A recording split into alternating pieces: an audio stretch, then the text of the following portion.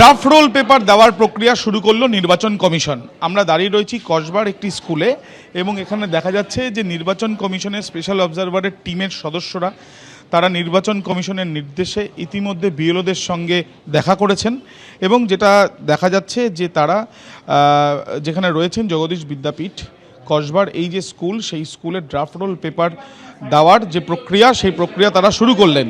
মূলত যেটা জানা যাচ্ছে, এই যে ড্রাফট রোল মানে একজন ব্যক্তির কাছ থেকে বা যে কজন ব্যক্তির কাছ থেকে বিএলওদের তরফ থেকে তথ্য নেওয়া হয়েছিল এবং সেই তথ্য নেওয়া হয়েছিল কাদের কাছ থেকে, সেই তালিকা ইতিমধ্যে বিএলওদেরকে দেওয়া হচ্ছে এবং যে তালিকা দেখে বিএলওরা তারা যারা সাধারণ ভোটাররা তাদের নাম ভোটার লিস্টে আছে কি না সেটা জানার জন্য যখন তাদেরকে জিজ্ঞেস করবেন, এই তালিকা দেখেই তারা বলতে পারবেন যে তাদের নাম রয়েছে কি নেই। ইতিমধ্যে আমরা দেখতে পাচ্ছি যে যেখানে আমরা রয়েছি সেখানে আমরা দেখতে পাচ্ছি যে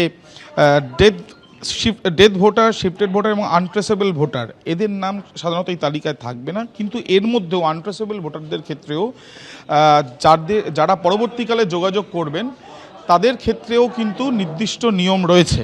কসবা অঞ্চল নয়, সব জায়গাতেই এই নিয়ম চালু হচ্ছে। ক্যামেরায় অতনু কুণ্ডুর সাথে আবির দত্ত, এবিপি আনন্দ, কলকাতা।